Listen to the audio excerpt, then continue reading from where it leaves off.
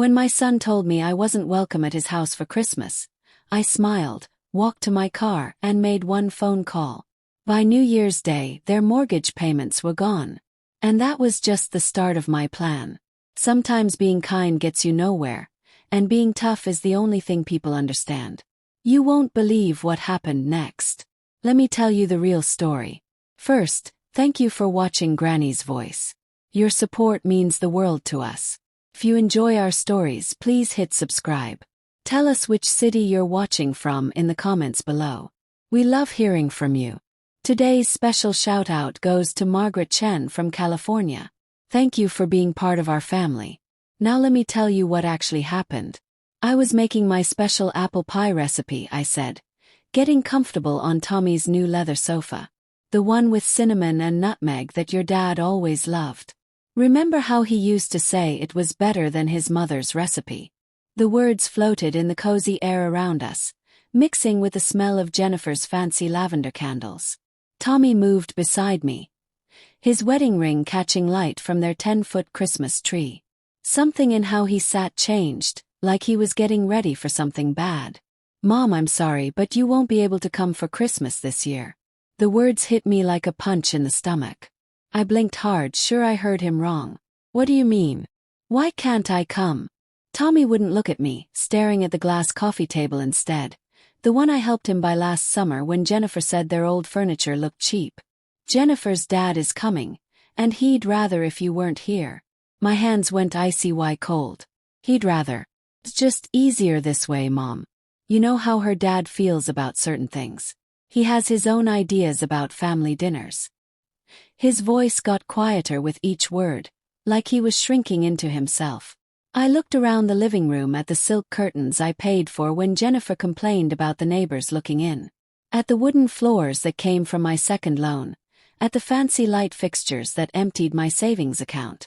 Every part of this house had my fingerprints on it, my hard work, my love for my son. "His own ideas," I said slowly. "And what ideas are those, Tommy?" He looked scared. "Mom, please don't make this harder than it needs to be." Through the kitchen doorway, I could see Jennifer's new coffee machine, the expensive one she had to have for her morning routine that lasted exactly 2 weeks. $3,000 of my money sitting there, probably used 3 times since November. Where will I spend Christmas then? The question came out softer than I wanted. Tommy's face looked broken. "Maybe you could visit Aunt Linda, or we could meet up the weekend after." The weekend after. Like Christmas was just another meeting that could be moved around for other people's comfort.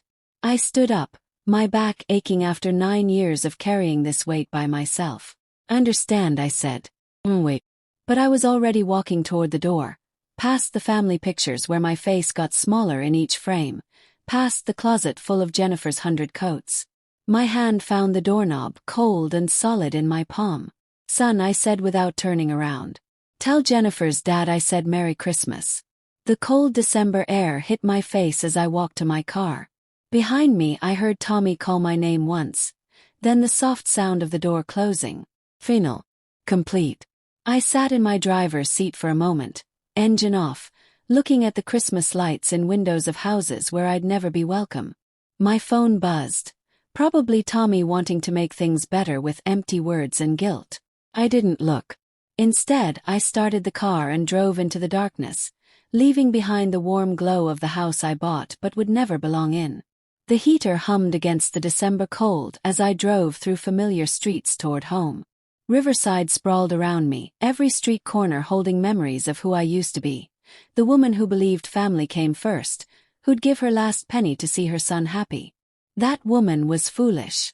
I stopped at the red light on Oak and Main, watching a young mom loading Christmas gifts into her car. Her kids pressed their faces against the window, excited about tomorrow. Once upon a time that had been Tommy and me.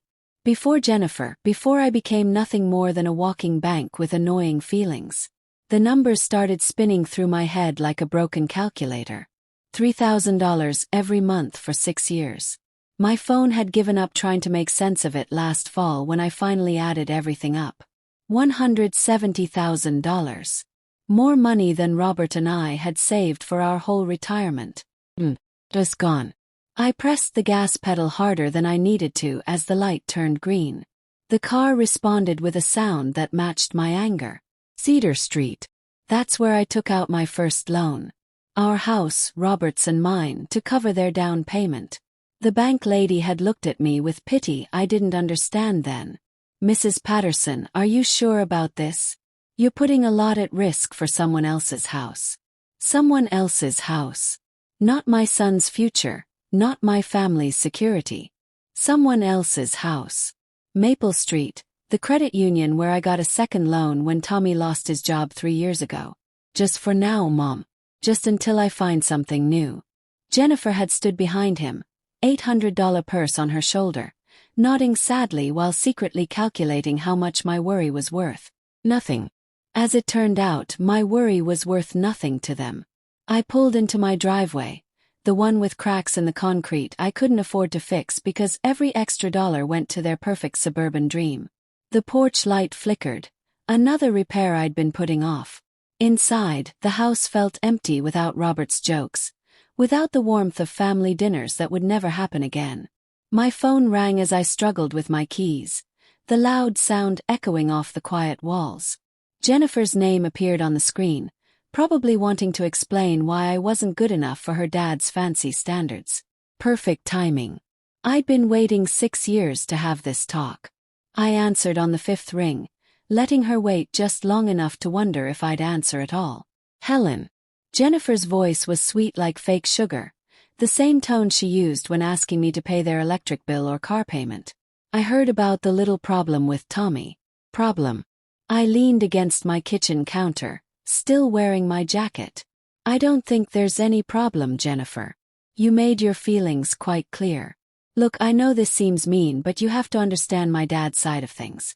He's very particular about people. They expect a certain kind of atmosphere during holidays. A certain kind of atmosphere, I repeated. And what kind is that? I could hear shopping bags rustling in the background. Probably spending money that should have gone to their house payment. Money that was my job to provide, apparently. Well, he's not used to your kind of food. All that heavy comfort food and loud talking. And honestly, Helen, he's an educated man. He expects conversations about books, politics, culture, you know. The words hurt worse than a slap. 9 years of keeping quiet, of swallowing insults for Tommy's sake, of pretending not to notice how she looked at me like I was some kind of servant. My kind of food. My voice stayed calm, controlled. You mean the food you ate every Sunday for 4 years when money was tight? The casseroles you said reminded you of your grandmother? That was different. We were grateful then, but now with my dad. Now with your dad, you can't have the working-class woman embarrassing you at your fancy dinner table. The fake sweetness disappeared. Don't be dramatic, Helen. This isn't about class. It's about fitting in. My father went to Harvard. My mother has a master's degree. They vacation in Europe. What exactly would you talk about at dinner? Stories about cleaning houses. Heat filled my chest, but I kept my voice steady. I built a business from nothing after your father-in-law died. I've had over 30 employees. I've paid more in taxes than your father made in his best year. Money isn't everything, Helen. Breeding matters. Education matters. And honestly, Robert understood his place better than you understand yours. The line went completely quiet. She'd crossed it. The line I didn't even know was there until she'd stomped across it in her designer shoes. What did you say about my husband? I'm just saying he knew how to stay quiet. He didn't make waves. He understood that some places weren't meant for people like him. My hand squeezed the phone until my knuckles turned white. Robert had more class in his little finger than your entire family will ever have. Oh, please. He was a janitor who got lucky. At least he had the sense to keep his mouth shut about it. Jennifer. My voice dropped to something I didn't recognize. I want you to listen very carefully. This conversation is over. We're done pretending to be family. You can't just we're done, I repeated and hung up. I set the phone down carefully on the counter, my hands surprisingly steady. Around me, the kitchen felt different, smaller, but somehow cleaner, like a heavy weight had been lifted from the air itself. I walked to my desk in the corner, Pulled out the thick folder I'd been avoiding for months. Bank papers, loan documents, 6 years of automatic payments that had drained me dry while they lived like royalty. Time to stop the bleeding. The papers spread across my kitchen table like evidence at a trial. 6 years of bank records, each one showing the same automatic payment. $3,000 on the first of every month, disappearing from my account into theirs. A paper trail of my own stupidity. I pulled out my calculator and started adding. The first year, $36,000. The second year, another $36,000. By the third year, I'd stopped buying myself new clothes. The fourth year, I'd started shopping at discount stores. This year, the sixth year, I'd been eating soup and sandwiches for dinner to make ends meet. $174,000. Not counting the down payment. Not counting the times I'd covered their utilities when Jennifer's shopping got out of control. Not counting the new kitchen, the landscaping, the furniture that was essential for their image. I sat back in my chair looking at the numbers until they got blurry. Robert's life insurance money, my retirement savings, the college fund we'd started for grandchildren I'd apparently never be allowed to see. All of it gone. Poured into a house where I wasn't welcome for Christmas dinner. I reached for my phone, scrolled through my contacts until I found the number for my credit union. The automated system offered me choices in English and Spanish. How thoughtful. How kind to people like me. Customer service. This is David. How can I help you today? I need to stop an automatic payment, I said, my voice steadier than it had been in years. Course, ma'am. I'll need your account number and some information to verify who you are. I read off the numbers, listened to him typing in the background. Professional, efficient. No questions about why a 64-year-old woman was stopping payments to what was probably her son's house. I see the payment you're talking about, Mrs. Patterson. $3,000 monthly to First National. Account ending in 9156. How long have you been making this payment? 6 years. The words tasted bitter. And you want to stop it right away. I looked around my kitchen at the old appliances I couldn't afford to replace, at the walls that needed painting, at the windows that let in cold air because I'd spent my home improvement money on someone else's palace.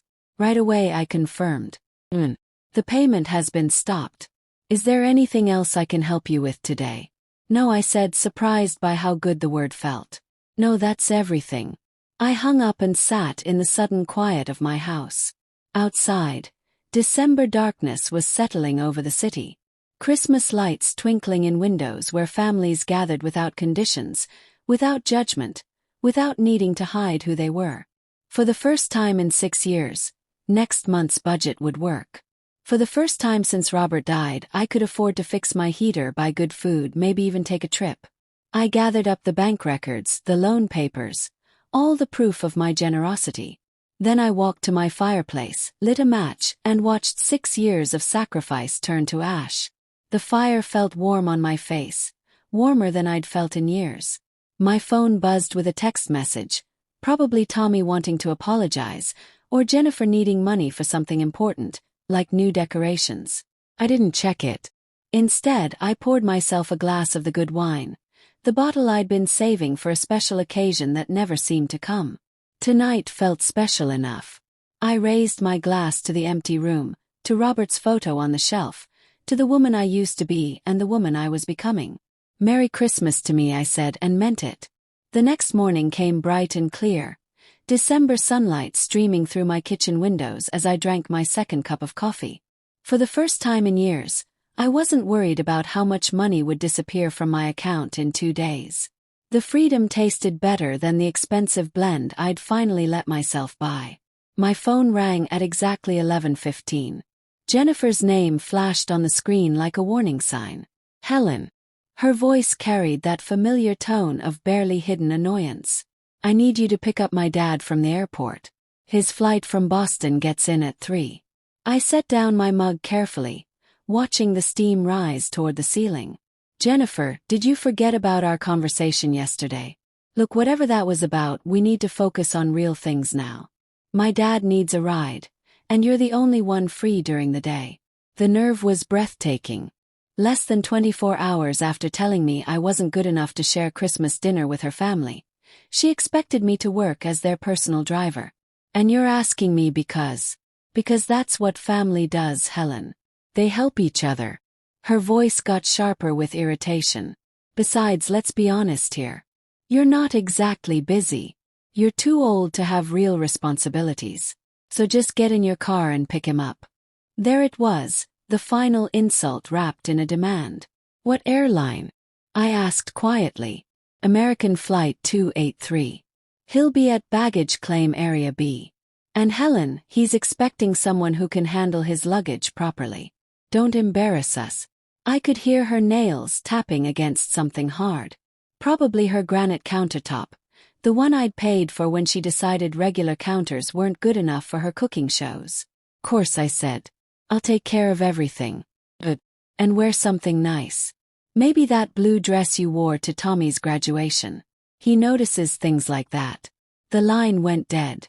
She hadn't even said thank you. I sat back in my chair, looking at my phone's dark screen. 3 o'clock, Flight 283, baggage claim area B. I glanced at the wall clock above my stove. 11:58. Plenty of time. I poured myself another cup of coffee, added an extra spoonful of sugar, and opened yesterday's newspaper to the crossword puzzle I hadn't finished. 12 across. Sweet revenge. 10 letters. The answer would come to me eventually. At 3:20, I was settling into my favorite chair with a fresh cup of tea and the Sunday paper. The crossword from yesterday lay completed on my coffee table. Sweet revenge had been retribution. My phone buzzed against the wooden surface. Jennifer's name again. I let it ring. The December sun slanted through my living room windows, warming the space where I'd spent so many lonely evenings counting the cost of my kindness. Today the silence felt different. Earned. Intentional. 3:55. The phone buzzed again. This time I could see the preview of her text. Mom, where are you? My dad is. I turned the phone face down and went back to the sports section. The Seahawks had won again. Some things do change. By 4:30 my phone had buzzed 8 times. I'd finished the newspaper, made a second pot of tea, and started organizing the messy drawer in my kitchen table. Amazing what you could get done when you weren't rushing around serving people who thought you were their personal helper. The 9th call came at 4:50. Instead of Jennifer's name, I saw an unknown number. Probably her dad borrowing someone's phone at the airport. I let that one ring too. Outside, a neighbor was putting up Christmas lights on his fence. His children running around the yard with the wild energy that only December afternoons could bring. Normal families doing normal things. No one was stuck anywhere, waiting for someone who would never show up. 5:20. My phone started ringing and didn't stop. Jennifer, then the unknown number, then Jennifer again. The buzzing became constant, like an angry bee trapped against glass. I walked to my kitchen and unplugged my house phone from the wall. Then I turned my cell phone completely off. Perfect quiet. I made myself a grilled ham and cheese sandwich and heated up a can of chicken soup. Comfort food I hadn't let myself have in months because every grocery dollar had gone toward making ends meet while paying for their lifestyle. The cheese melted perfectly golden. The soup steamed in my favorite bowl. Outside, the winter sun was already starting to set, casting long shadows across my backyard.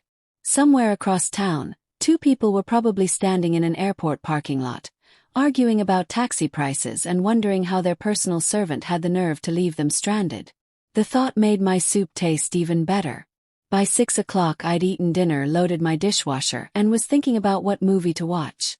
It had been years since I'd had an entire evening to myself without worrying about emergency calls for money or last-minute favors. I was reaching for the remote when someone started banging on my front door. Not knocking. Banging. The kind of angry pounding that shook the frame and announced pure rage. I set down my tea and walked slowly toward the sound, already knowing exactly who I'd find on the other side. The banging got louder as I got closer, each hit more violent than the last. Through the peephole, I could see 3 figures crowded on my small porch like wolves surrounding prey. I opened the door to find Richard Morrison's red face inches from mine. "What the hell is wrong with you?" he shouted, pushing past me into my living room without invitation. We waited at that airport for over 4 hours. Linda followed him, her usually perfect hair messy, her lips pressed into a thin line of pure hatred. This is completely unacceptable behavior from someone your age, Helen. Absolutely shameful. Jennifer came last, her designer coat wrinkled, her makeup smeared. You humiliated us. Do you have any idea what you've done? My dad had to take a $60 taxi because you decided to throw a tantrum. Get out of my house. My voice cut through their chorus of anger like a knife through butter. They stopped mid-rant, shocked by the steel in my tone. Excuse me. Richard's face went from red to purple. You don't get to make demands here, lady. Not after what you pulled today. This is my house, I said quietly, not moving from my position by the door. And I want you out now. Linda stepped forward, her voice dripping with the kind of condescension she'd perfected over decades of looking down on people like me. Helen, you clearly don't understand how serious your mistake is. My husband has connections throughout this city. Business connections, social connections. You can't treat people like us this way and expect this was a lesson for you, I interrupted, meeting her gaze steadily. A lesson about your excessive pride and your terrible treatment of people you think are beneath you. Jennifer's mouth fell open. A lesson? Who do you think you are to teach anyone anything? You're nobody. I'm someone who finally stopped being your personal bank account and taxi service. I stepped aside and held the door open wider. The lesson is over. You can leave. Richard pointed a finger toward my chest but didn't quite dare touch me. You have no idea who you're messing with, old woman. I've been in this city longer than you've been breathing its air. I know people. Important people. People who can make your life very, very difficult. Is that a threat, Mr. Morrison? So promise. His voice dropped to a scary whisper. You think abandoning elderly people at an airport is just something you can do without consequences? You're about to learn exactly how wrong you are. Linda nodded, her smile sharp enough to cut glass. Indeed, actions have consequences, Helen, and yours will be quite public. Jennifer grabbed her dad's arm. Daddy, let's just go. This pathetic old woman isn't worth our time. They filed out of my house like a defeated army, but Richard turned back at the doorway. You'll regret this, he said. Guarantee it. I closed the door behind them and turned the lock with a satisfying click. Through the window, I watched them pile into their rental car, still arguing among themselves as they drove away into the December darkness. The house felt cleaner with them gone, as if their presence had left a stain that was only now lifting. But their parting words echoed in the sudden quiet. Public consequences, important people, connections. I walked back to my living room and picked up my tea, still warm in its cup. For the first time in this whole mess, I felt something that might have been worry. But it was overwhelmed by something much stronger. Excitement. 4 days later, I was enjoying my morning coffee and reading the local paper when I saw my own face staring back at me from page 2. The headline read, Local woman abandons elderly man at airport during holiday blizzard. My hands went still around the coffee mug. There I was in black and white, an old photo from my cleaning company's website, probably 7 years out of date. Below it, a story that made my blood run cold and my temper flare in equal measure.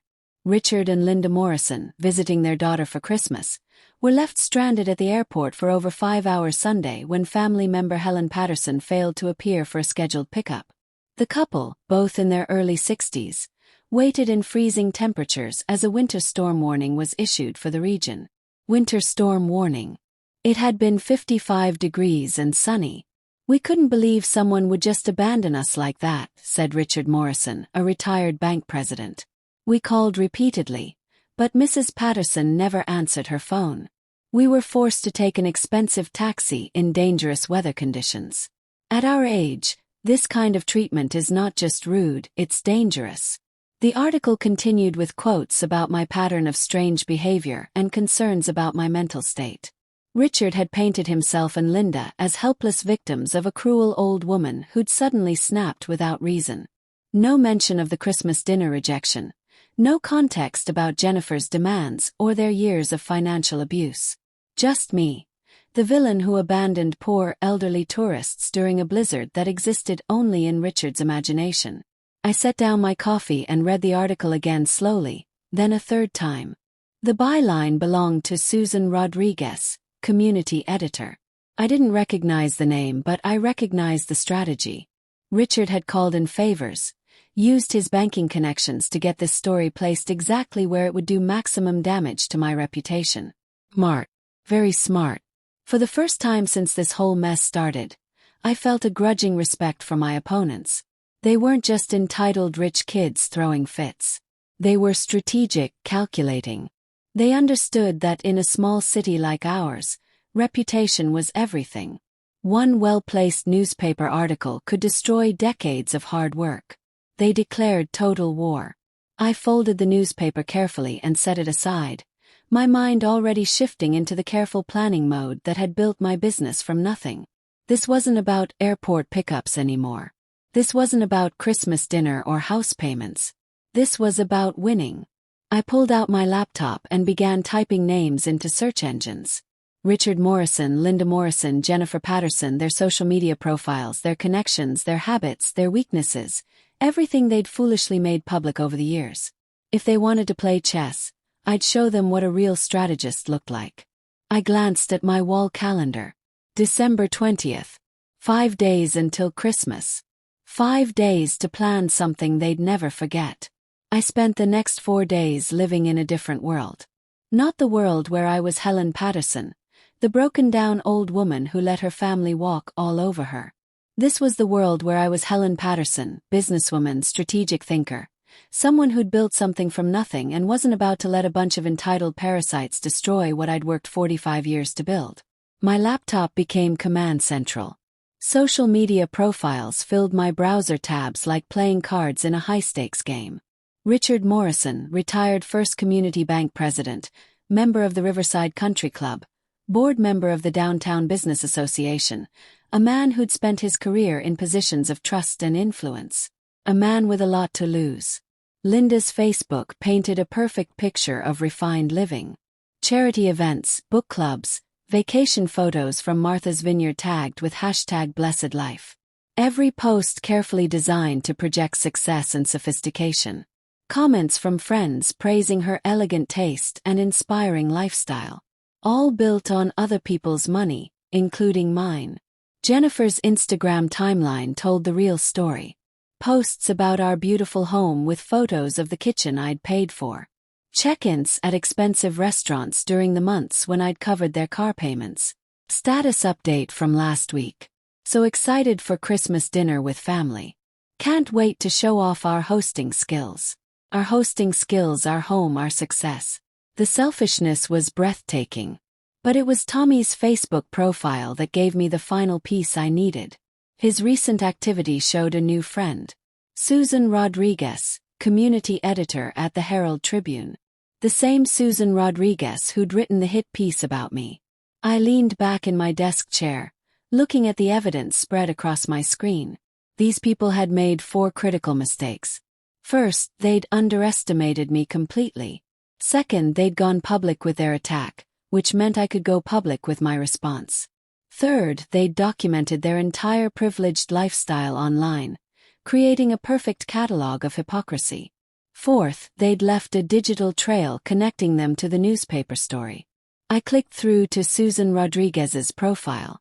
38 years old, journalism degree from state, 12 years at local papers, no previous connection to banking or finance, which meant Richard had reached out cold, probably through someone he knew from his business network. A quick search through local business directories confirmed my suspicion. 4 mutual connections between Richard and Susan's editor. The story hadn't just appeared. It had been planted carefully and deliberately. Amateur hour. I opened a new document and began typing. Not a response to their media attack. Something much better. Timeline. 6 years of financial support documented with bank statements, receipts, and cancelled checks. The down payment for their house, $52,000 from my home equity loan. The kitchen renovation when Jennifer decided marble countertops were essential. $23,000 from my credit cards. 72 monthly house payments of $3,000 each. $174,000 not counting. Over $300,000. More than I'd spent on myself in the last 15 years. My phone buzzed with a text from a number I didn't recognize. Probably Jennifer trying a new approach. I ignored it and kept working. By evening, I had everything organized in a file folder thick enough to stop a truck. Bank statements, receipts, photos downloaded from their social media showing off purchases I'd funded, a printed copy of the newspaper article with my handwritten notes in the margins documenting each lie and distortion. I looked at my wall calendar. December 24th was circled in red. Not because it was Christmas, but because it was the perfect day for justice. According to Jennifer's Facebook events, they were hosting Christmas dinner for 15 people. Family, friends, neighbors, members of their social circle. The kind of people who read the Herald Tribune and formed opinions based on what they saw there. The kind of people who deserved to know the truth. I closed my laptop and walked to my kitchen where I'd left my good camera, the one I'd bought years ago to document work sites for my business. Time to put it to work documenting something else entirely. Tomorrow was Christmas Eve. Tomorrow, Richard Morrison and his family were going to learn what happened when you declared war on someone who actually knew how to fight. Christmas Eve morning dawned gray and cold, the kind of winter day that made you grateful for warm houses and family gatherings. Too bad I wouldn't be welcome at either. But I had other plans. I laid out my evidence like a lawyer preparing for trial. Bank statements organized by year. Each monthly payment highlighted in yellow. Receipts arranged by date showing the pattern of my support for their lifestyle. Photos printed from their social media. Jennifer's new jewelry. Their vacation photos. The expensive Christmas decorations currently decorating the house I'd helped them keep.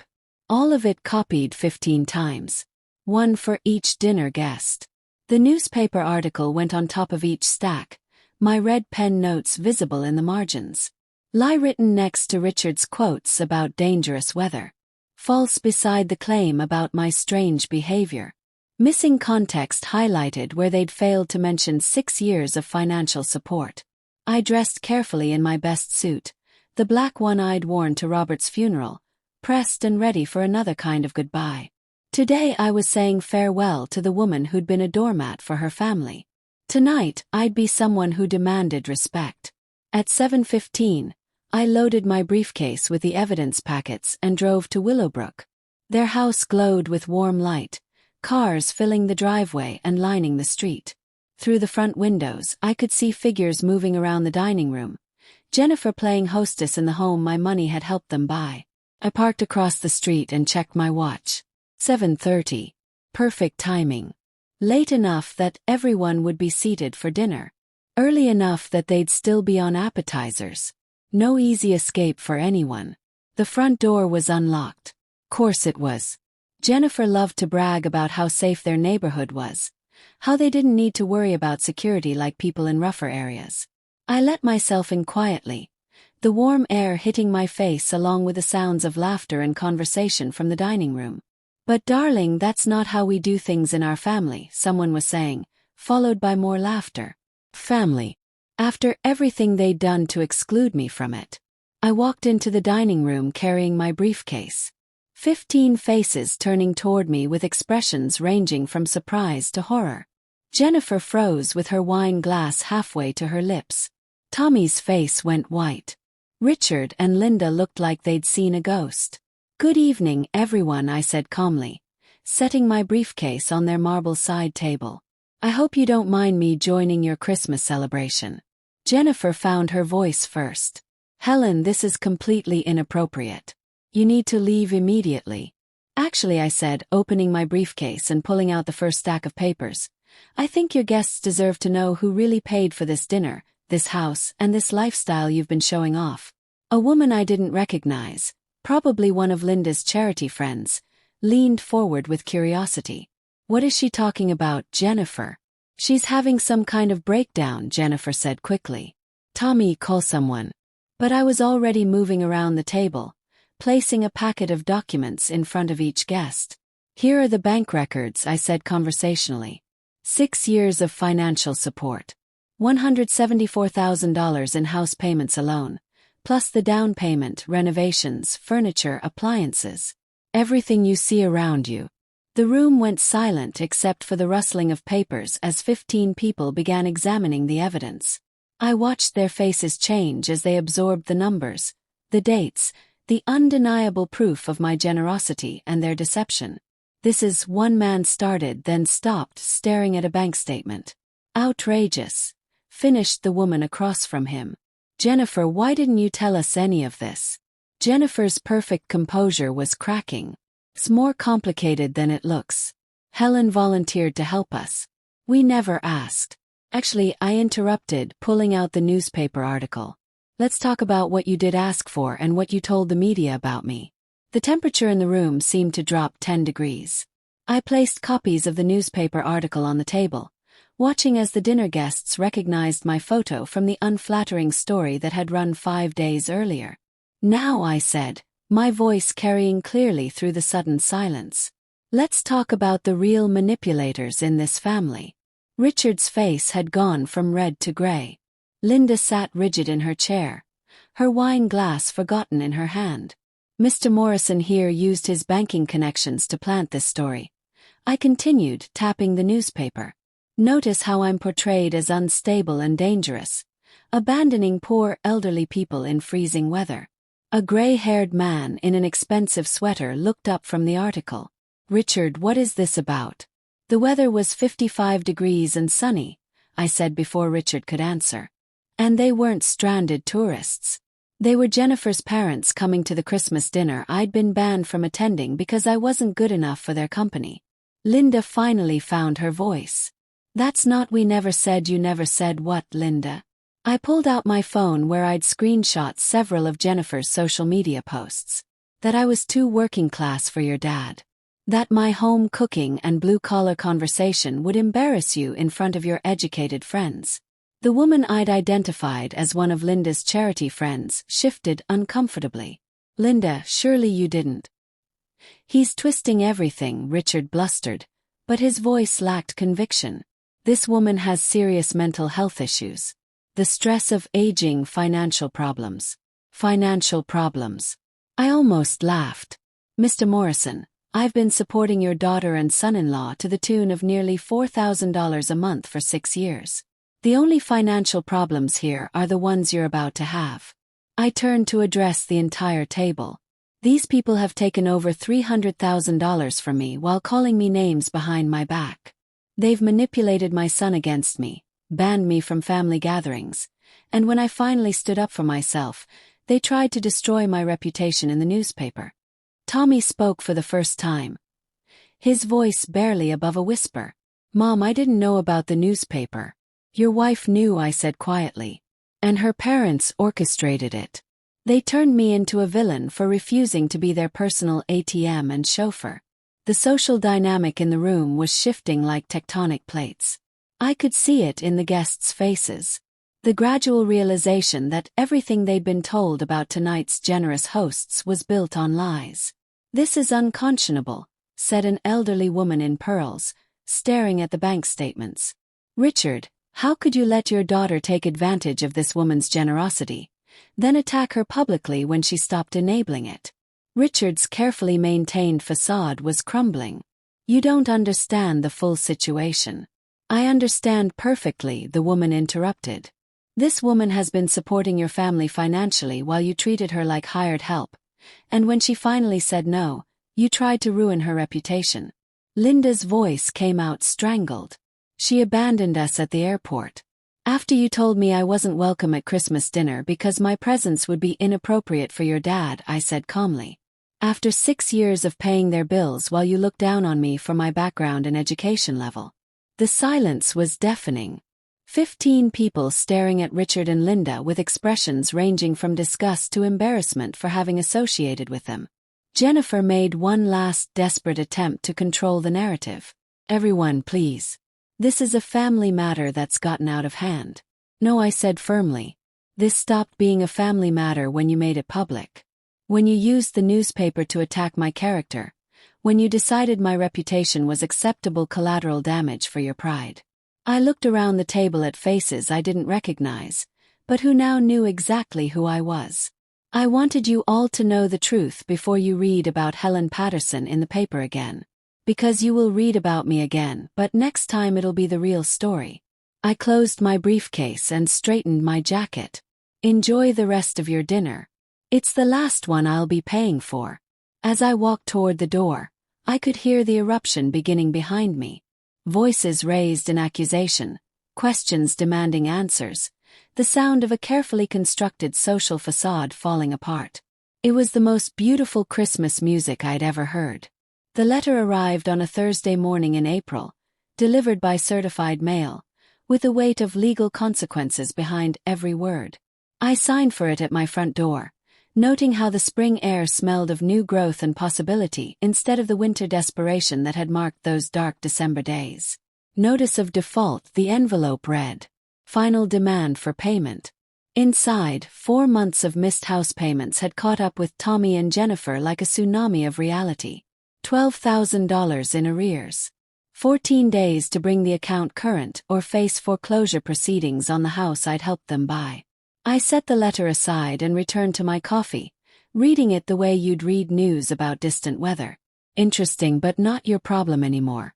My phone had been ringing for weeks with increasingly desperate calls. Jennifer's number blocked after the first hysterical voicemail. Richard and Linda, whose social standing in the city had evaporated like morning mist after their Christmas dinner humiliation.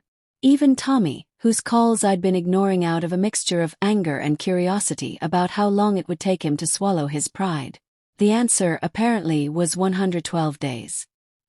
He knocked on my door that Saturday evening, no longer the confident man who'd excluded me from Christmas dinner, but someone who looked like he'd aged a decade in 4 months. Dark circles under his eyes, his expensive suit wrinkled, the smell of desperation clinging to him like cheap cologne. "Mom," he said when I opened the door. "We need to talk." I stepped aside to let him in, noting how he looked around my house like he was seeing it for the first time. The new furniture I'd bought with my first mortgage-free paycheck, the fresh paint on walls that hadn't been updated in 10 years because every spare dollar had gone to his lifestyle. The repairs I'd finally been able to afford now that I wasn't subsidizing someone else's American dream. "Nice place," he said quietly. "It's what happens when you spend money on yourself instead of people who don't appreciate it," I replied, settling into my new recliner. "Coffee?" He shook his head, perching on the edge of my couch like he was afraid to get comfortable. "Mom, I need you to know how sorry I am about everything. Christmas dinner, the newspaper article, the way Jennifer, the way we treated you." "Go on." "I didn't know about Richard planting that story. I swear I didn't. When I found out," he ran his hands through his hair. "God, Mom, the things they said about you behind your back, the way they talked about our family, about Dad's memory." My jaw tightened at the mention of Robert, but I kept my voice level. "And what exactly did they say about your father? That he knew his place better than you knew yours? That he understood boundaries? He couldn't meet my eyes. I should have defended you. I should have stood up to them years ago." "Yes," I said simply. "You should have." We sat in silence for a long moment, the weight of 6 years of mistakes filling the space between us. Outside, I could hear my neighbor working in his garden. The normal sounds of a normal Saturday evening in a normal neighborhood where sons didn't exclude their mothers from Christmas dinner. "The house is in foreclosure," Tommy said finally. "No. We can't make the payments without." He stopped, seeming to realize how that sounded. "Without my help," I finished. "Without the money I was sending every month while you let your wife's family treat me like garbage." "I know how it looks," Tommy said. I leaned forward, making sure he was looking at me. "Do you know how much money I sent you over 6 years?" He nodded miserably. "Jennifer calculated it after Christmas. The house payments, the down payment, everything else. Over $300,000. $326,412, I corrected. "I know the exact amount because I finally did something I should have done years ago. Added it up." His face crumpled. "Mom, I'm so sorry. I don't know how to fix this." "You can't fix it, son.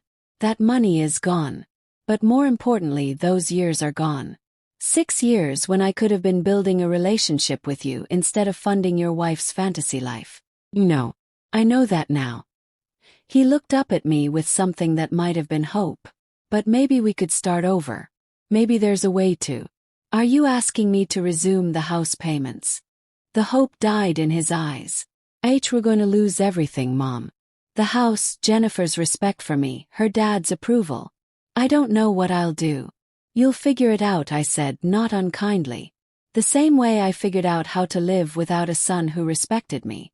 The same way I learned to spend Christmas alone while you celebrated with people who thought I was beneath them. He started to cry then, quietly, like a man who'd run out of other options. I lost you, didn't I? I chose them over you, and now I've lost you forever. I watched him for a long moment. This man I'd raised and loved and sacrificed for, who'd let his wife's family convince him that his mother wasn't good enough for their company. Tommy, I said finally, you didn't lose me. You gave me away. There's a difference. He wiped his eyes with the back of his hand. Is there any chance, any way you could forgive me? I forgave you months ago, I said, and meant it. But forgiveness doesn't mean going back to the way things were.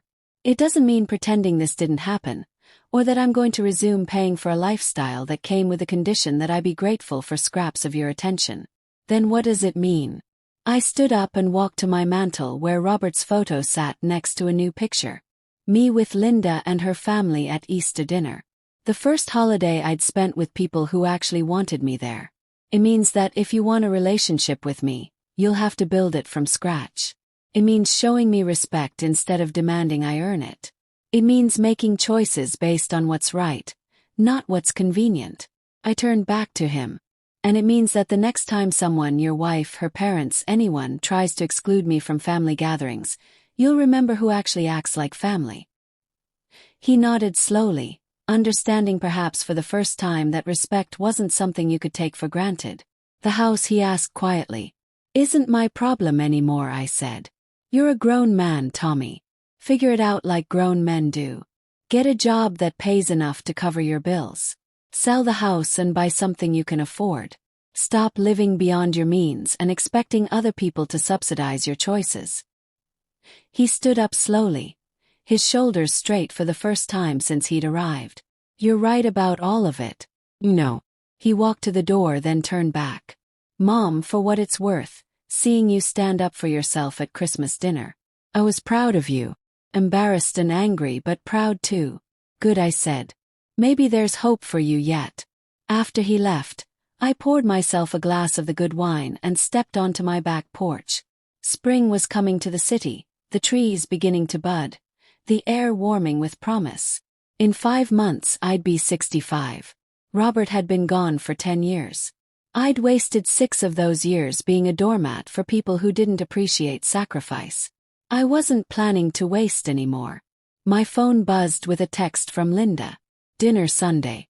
The kids want to show you their art projects. I smiled and typed back. Wouldn't miss it. Real family, it turned out, was something you found with people who actually wanted you there. Everything else was just expensive theater, and I was done buying tickets to shows where I wasn't welcome on stage. The wine tasted like freedom, and the future looked exactly as bright as I was willing to make it. If you enjoyed this story from Granny's voice, please like this video. Subscribe to our channel and share your thoughts about this story in the comments below. To listen to our next story, click on the video on the left.